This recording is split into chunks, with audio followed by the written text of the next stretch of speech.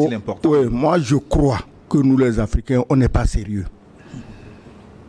Mais on doit créer des cercles de réflexion. Tirer les leçons de l'histoire passée, l'histoire récente et du présent. Produire des réflexions, des travaux pour les dirigeants. Ne demandez pas quand même au président ou au ministre d'être au fait de tout. Non. Il faut qu'on leur donne matière à réfléchir et à travailler. On est là épilogué, ils veulent voler le pétrole, ils veulent le gaz. Non. Il s'agit de faire une Afrique sans Africains. Et c'est l'idée de le cointre. Il a dit dans 10 ans, alors que les armes étaient déjà, il avait déjà les armes au pied pour attaquer. Donc il s'agit de fabriquer une Afrique sans Africains. C'est pourquoi, quand je vois des soi-disant présidents africains noirs qui ne comprennent pas ça, alors que dans leur pays, ils ont les meilleurs sociologues, les meilleurs historiens, les meilleurs géographes, les meilleurs ingénieurs, ils ne comprennent pas ça. Parce que lui, il a juste un château en France, il est prêt à livrer son pays et à son peuple au massacre pour qu'on obtienne une Afrique sans Africains. Alors, je reviens à la base. L'Ukraine est loin de Tenzawatène. Mais vous deviez, depuis qu'il y a la guerre en Ukraine, les gens ne se posent pas les bonnes questions. Pourquoi la Russie a attaqué l'Ukraine? Ce n'est pas pour prendre des territoires. Les territoires, la Russie en a 17 millions de kilomètres carrés. Mais c'est pour, entre autres, dénazifier l'Ukraine. Alors, ces nazis négrophobes, vous avez suivi, vous tous, au moment de la guerre, quand tous les étrangers ont fui l'Ukraine, les Noirs aussi fuyaient. Mais les Noirs n'étaient pas considérés comme des hommes. Ils sont arrivés même dans les pays soi-disant très démocratiques à l'ouest. Tous les autres, les Arabes, les Hindous, les Papous, les machins, étaient des réfugiés reconnus. Mais les Noirs, on leur a dit, vous rentrez chez vous, vous n'êtes pas des réfugiés. Même en Pologne, la Pologne les a reflés. Je ne veux même pas les citer. Donc, l'Ukraine est un pays nazi, raciste, négrophobe. Parce que, n'oubliez pas, que pendant la Deuxième Guerre mondiale, avant même que l'armée de Hitler n'arrive en Ukraine, les Ukrainiens eux-mêmes se sont organisés pour persécuter, tuer les Juifs par dizaines de milliers. En Ukraine, avant l'arrivée de Hitler et de ses soldats, les Ukrainiens eux-mêmes se sont organisés pour tuer les Juifs et tout ce qui de près ou de loin ressemble à un Juif, à un Noir, à un Tzigane, exactement ce que Hitler faisait chez lui. Alors, les enfants et petits-enfants de ceux qui ont commis ces crimes immenses, ils sont encore là. Aujourd'hui, quand on parle du nazisme en Ukraine, on dit non, il ne faut pas dire ça parce que l'autre, Zelensky, est juif. Non, Zelensky est juif. Mais les Ukrainiens ont tué les Juifs ou non pendant la Deuxième Guerre mondiale? Il faut répondre à cette question. Est-ce que c'est une vue de l'esprit? Les nazis sont là aujourd'hui ou non? Ils font le salut hitlérien ou non? Ils portent des ruines nazis ou non? Ils sont là. Alors, le bataillon Azov. Les bataillons Azov, Kraken et les autres. Alors, ce soi-disant ambassadeur d'Ukraine, c'est un nazi sorti d'un camp de concentration. Je ne sais pas si c'est Sobibor, Birkenau, c'est Auschwitz, il sort d'un camp de concentration comme ça, où torturer et tuer fait partie. Alors, il peut venir maintenant qu'il en a fini avec les Juifs, il reste les Noirs. Ce fameux Ukrainien, et c'est pas un ambassadeur, celui-là. Alors, l'ambassade, donc, je reviens. C'est une lutte pour débarrasser l'Afrique des Noirs. Il faut éradiquer les Noirs en Afrique. Si nous ne comprenons pas ça, et nous sommes assis à épiloguer sur le gaz, le pétrole, mais il y a le gaz et le pétrole dans d'autres pays. Les gens ne sont pas allés pour les conquérir et massacrer leur population. Il s'agit d'en finir avec les Noirs. Alors, logiquement, le nazi ukrainien, à qui on a donné un bureau de recrutement à Dakar, et qui a donné le bureau de recrutement? Mais c'est le type là qui se poumonnait à dire, ah, si jusqu'en 2024 nous on arrive au pouvoir, on va envoyer des troupes soutenir le Mali. C'est chez lui qu'on recrute ses frères pour aller combattre le Mali. Est-ce que tu comprends un peu? Alors, le nazi ukrainien s'installe à Dakar. Les Algériens qui, depuis des siècles, volent les richesses du Mali en complicité avec la France. Les Mauritaniens qui sont officiellement racistes, puisque le racisme et l'esclavage sont encore en cours en Mauritanie. Et c'est maintenant qu'on commence à comprendre pourquoi l'émissaire de la CEDEAO pour torpiller l'AES, en l'occurrence Diomaye Faye, le président, a commencé sa tournée en Mauritanie, puisque le sol mauritanien était utilisé pour entraîner des terroristes par les Ukrainiens. Donc, ils sont allés comploter. Quand tu dis ça, on va me dire que je développe des théories du complot, mais c'est les faits. Nous nous en tenons aux faits. Il est allé le voir là-bas. Qu'est-ce qu'on fait? Bon, ne t'en fais pas. Toi, tu continues à jouer au médiateur. Nous, on est en train de se préparer pour les écraser. Alors, et la France, ils sont le cointre. Mais ils sont dedans. C'est eux qui fournissent les armements, c'est eux qui fournissent les informations, c'est eux qui fournissent tout. Mais quand vous n'avez pas été surpris, quand on vous a dit que des armes données par l'OTAN à l'Ukraine se retrouvent en Italie chez les mafias. Mais la mafia, elle prend les armes, elle ne mange pas les armes. Elle veut l'argent, elle les vend. Les principales matières à commerce de la mafia, c'est quoi? C'est la drogue et les armes et les êtres humains. Qu'est-ce que tu crois? Quand les armes sont arrivées en Italie, en réalité, elles sont où? Elles sont en Algérie. Entre les mains de ceux qui sont préparés pour massacrer les Noirs. Ils prennent les armes où? C'est que depuis l'Ukraine, on leur a transféré les armes, mais on veut nous faire croire que c'est des voleurs ukrainiens, des corrompus ukrainiens qui auraient volé des armes pour les vendre aux choses, à la mafia italienne. Mais Gilles, essaye de passer une frontière en Europe avec même un pistolet en plastique. Tu vas voir si on va te voir ou non. Donc selon vous, c'est une coalition. Hein. C'est une coalition malfaisante de nazis d'Ukraine, de nazis algériens, de nazis mauritaniens, de nazis sénégalais pour venir à bout des Noirs. Mais les Sénégalais sont noirs comme nous. Ils doivent se réveiller. J'ai appris hier, je lisais quelque part, que le ministre des Affaires étrangères du Sénégal aurait convoqué l'ambassadeur d'Ukraine. Mais est-ce que... Attends, j'ai été ambassadeur. Est-ce que le type là, il faut le convoquer? Vous le prenez, vous le mettez dans le premier avion qui décolle vers Kiev. Parce qu'il croit. Est-ce qu'aujourd'hui, quelqu'un peut aller à Paris, s'asseoir, un ambassadeur africain dire, oui, moi j'ai recruté des Africains pour envoyer combattre pour Poutine. Tout cas qu'on va lui donner combien de temps pour tenir à Paris comme ambassadeur? Bon, on l'aurait convoqué, mais on va le convoquer pour dire quoi? Parce que tout ce qu'il faisait, vous étiez au courant. Il a recruté des gens, vous étiez au courant. Vous avez des services de renseignement. Vous savez exactement combien de jeunes Sénégalais ont été induits en erreur. On leur a dit qu'on les amène se battre où? En Ukraine. Mais tu vois qu'on a recruté des gens qui avaient un niveau scolaire qui rase le sol. Parce que tout le monde sait qu'en Ukraine, il n'y a pas de désert. Mais on les a pris, on les a amenés en Mauritanie, après on les a transférés en Algérie pour les former, et on leur disait toujours qu'ils sont en Ukraine. Tu comprends? Et on leur a promis combien? $1000 par semaine, et après une villa dans un pays européen de leur choix. Si ce n'est pas que les Africains ne réfléchissent pas, comment vous pouvez prendre une telle promesse au sérieux? Vous êtes des milliers. On va réquisitionner toutes les villas de l'Union européenne, de France, d'Allemagne, d'Angleterre, pour donner à des pauvres gaillards en sandalettes parce qu'ils sont allés se battre pour les Ukrainiens.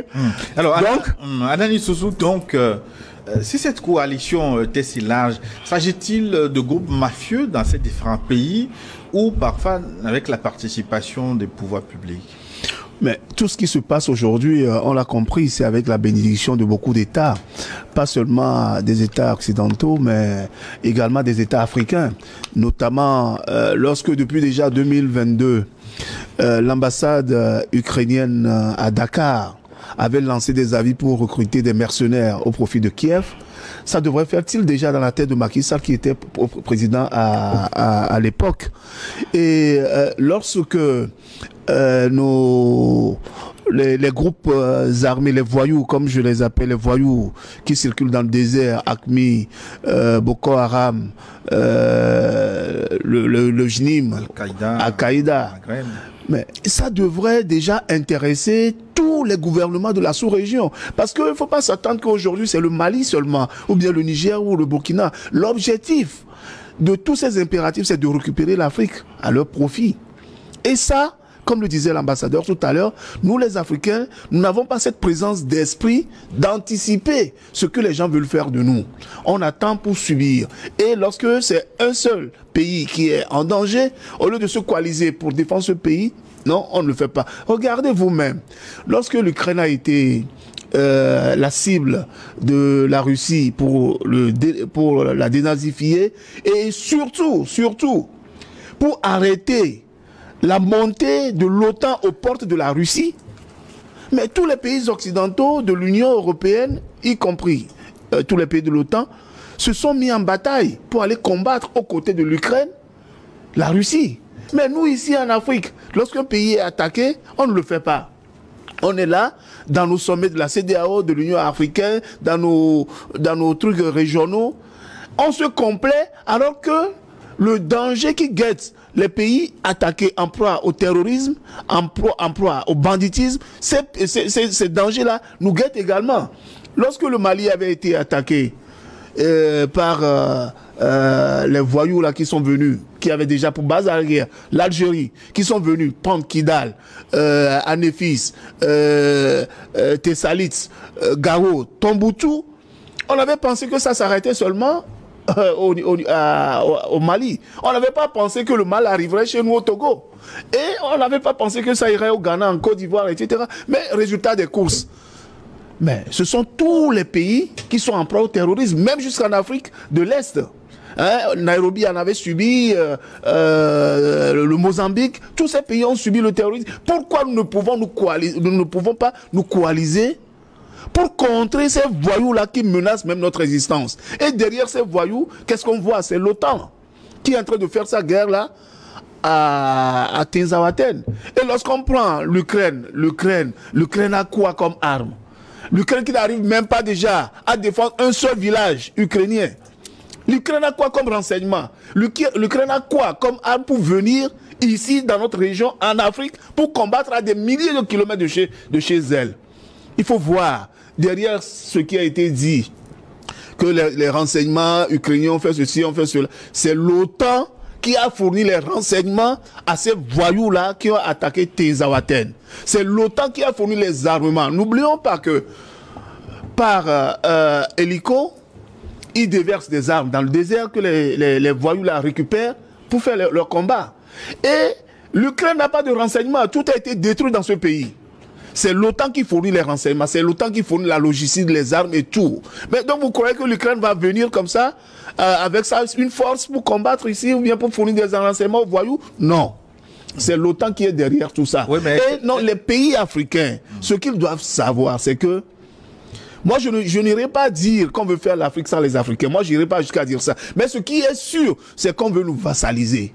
On veut vassaliser tous les pays africains pour qu'on revienne à l'ère coloniale, pour qu'on nous dise encore des lois. Comme si ce n'était déjà pas fait. Alors, Excellence, mais si vous pointez du doigt l'OTAN quand même, qui a les moyens qu'on connaît, est-ce que ça se limiterait à ces carmouches qu'on a vues? Est-ce que la bataille n'aurait pas été plus féroce que ce qu'on a connu à Tinzaouaten? Si l'OTAN était impliqué, imbibé de la tête aux pieds. Moi, les gens disent l'OTAN. Bon, d'accord, hein, moi, c'est pas l'OTAN, c'est le cointré son patron, c'est tout. Et on connaît la limite de leur force. Et ils se gonflent la poitrine à Tinzaouaten. En fait, ils ont pu tuer les soldats, les braves soldats maliens et russes dans un guet-apens. Exactement. C'est pas dans une bataille face à face entre hommes. C'est dans un guet-apens, dans une embuscade. Le guet-apens fait partie des... Oui, ça fait partie de la guerre. Mais c'est dans un guet-apens. Quand tu as eu quelqu'un dans un guet-apens, c'est pas la peine de soulever les épaules comme un aigle. Parce que tu sais que dans une bataille frontale, le type, il t'écrase en 2 minutes. Maintenant, je reviens et j'insiste qu'il faut une Afrique sans les Africains. Regardez comment la France, le pays France est géré à la hussarde. On a vendu tout ce que la France avait de bon. les Alstom, en tout cas l'industrie qui faisait la fierté de la France et la fierté de nous tous qui connaissons la France. On a vendu tout ça. Pourquoi? Parce qu'on dit non, il y a tout ça, il y a cadeau, on va aller ramasser en Afrique. Hein? Il y a l'or cadeau, il y a l'uranium cadeau. C'est pourquoi Macron a tout bazardé en comptant sur ce qu'il va venir prendre cadeau en Afrique. Et il s'aperçoit parce que les cadeaux en Afrique là commencent à devenir amers. Alors, toute la chose, la noria des groupes terroristes, Al-Qaïda, État islamique, tout ça, c'est l'OTAN qui les a créés. C'est les États-Unis, la France, c'est eux qui ont créé ces groupes. Ces groupes n'existaient pas. C'est eux qui les ont créés pour les besoins que nous commençons à voir et à comprendre aujourd'hui. Donc, c'est la France. C'est le seul pays d'Europe qui ne peut pas vivre s'il ne suce pas le sang des Africains. Les autres vivent. La Belgique vit, l'Italie vit, l'Autriche vit, l'Allemagne vit. Est-ce que tu comprends? Le seul pays européen aujourd'hui qui ne peut pas vivre sans sucer le sang et les larmes des Africains, c'est la France. Tous nos problèmes viennent de là. Ajoutez maintenant à nos Français noirs qu'on a pu mettre à la tête de nos pays et qui sont pires que les Français blancs vis-à-vis de leurs frères noirs. Hein? Sonko, jusqu'en 2024, si ça continue, nous on va envoyer des soldats soutenir le Mali. Sonko, il est où? Depuis là, j'attends d'écouter une de ces déclarations. Vous avez trompé les Sénégalais en leur faisant croire que vous êtes ce que vous n'êtes pas, en leur faisant croire que vous allez faire la politique que vous savez déjà que vous ne ferez jamais. On vous a élu, vous venez et c'est chez vous l'épicentre du recrutement des mercenaires contre vos frères maliens. Et qu'est-ce qu'on dit? Le ministre des Affaires étrangères du Sénégal a convoqué l'ambassadeur d'Ukraine. L'ambassadeur du Sénégal en France n'a qu'à faire ça, il va voir si on va le convoquer. Donc, Gilles, moi je dis ceci, les Français ont au moins l'honnêteté de vous dire d'avance qu'ils vont revenir vous conquérir. Ils nous ont dit ça. Moi je les admire, ils sont transparents. Dans 10 ans, on reviendra vous prendre. En fait, 10 ans là, c'était 10 mois. Les gens n'ont pas compris, les Africains n'ont rien compris. 10 ans là, pourquoi il va attendre 10 ans? Dans 10 ans, le Cointet ressemble à quoi? Ce serait une loque humaine dans un asile de vieux. Donc, l'attaque a commencé. Mais le problème, notre problème aujourd'hui, honnêtement, ce n'est même plus ni la France, ni l'Ukraine, ni l'Algérie, ni la Mauritanie, qui sont tous négrophobes, mais c'est les chefs d'État qui sont plus noirs que moi, qui sont ici là, qui se prennent pour des blancs et qui les aident à massacrer d'autres blancs, qui sont fiers qu'on ait tué des soldats maliens. Mais un Africain, regarde comme par hasard, pendant que l'Algérie faisait le garçon de course de la France pour héberger les terroristes contre les Maliens, qu'est-ce que la France a fait? Que le Sahara est marocain. Parce que l'Algérie croyait qu'on fait ami-ami, mais la France ne fait pas ami-ami. La France défend ses intérêts. Oui, mais bon, moi, je suis quand même un peu mélangé parce que les relations entre l'Algérie et la France, depuis un moment, on sait que ces relations ne sont pas au beau fixe. Non, ils s'entendaient quand il s'agissait de voler les richesses du Mali. Les deux s'entendaient. C'est deux larrons qui s'entendaient. Maintenant, le Mali refuse qu'on vole ses richesses. Ils s'entendent pour combattre le Mali et continuer à voler. Maintenant, leur problème interne, l'Algérie a oublié la guerre d'Algérie, où les Maliens sont intervenus. Ils leur ont donné des bases à Gao et ailleurs, au FLN algérien. Les Maliens sont intervenus avec Modibo Keïta. Ils sont arrivés sur le terrain pour se battre aux côtés des Algériens parce que les Maliens aussi avaient le sens de l'indépendance comme les Algériens et ils se sont dit, entre Africains, on doit s'entraider. Aujourd'hui, on s'aperçoit que du côté algérien, il n'y a pas à être africain. Il y a les nègres qu'on peut tuer et nous, qui pouvons nous associer aux Blancs. C'est tout. Donc l'Algérie oublie les bienfaits du Mali et prend son territoire pour attaquer le Mali. Anani Sossou, assurons-nous bien du fait, avant que de nous inquiéter de la cause. Est-ce que l'implication de l'Ukraine est avérée dans la bataille de Tenzawaten?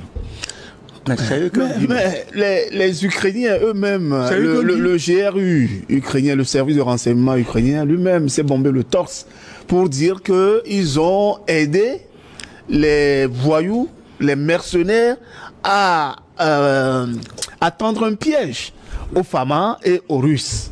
C'est ce que eux-mêmes ils ont dit. Une fois que eux-mêmes ils ont dit cela, nous savons détecter le vrai du faux. C'est-à-dire que nous savons que l'Ukraine n'a pas cette capacité à tendre un guet-apens, à avoir cette écoute-là dans cette zone. On sait déjà qu'il y a les Français qui sont dans cette zone, qui ont une capacité d'écoute assez large.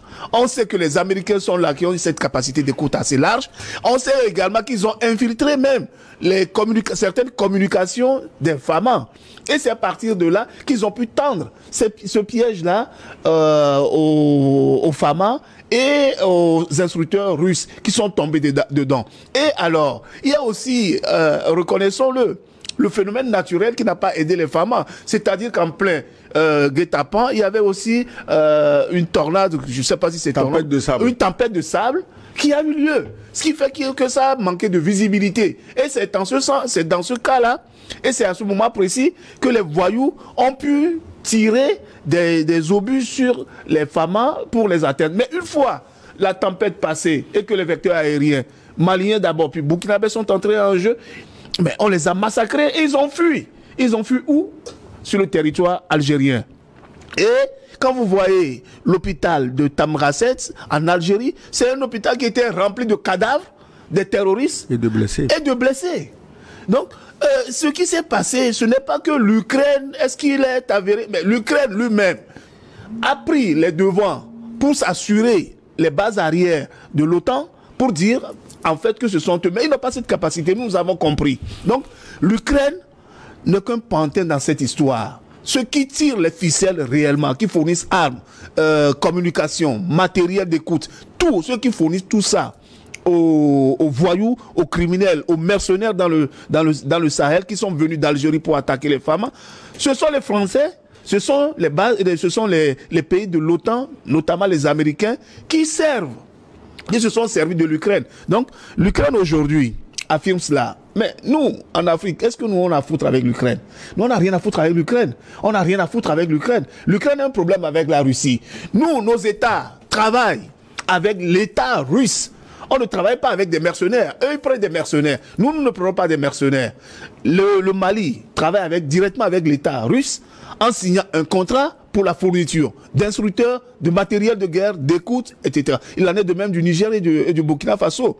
Donc si aujourd'hui l'Ukraine se bombe le torse pour se dire que nous avons cette capacité-là et que nous allons en faire encore, ça c'est leur problème. Mais nous savons que ceux qui tirent les ficelles, c'est l'OTAN.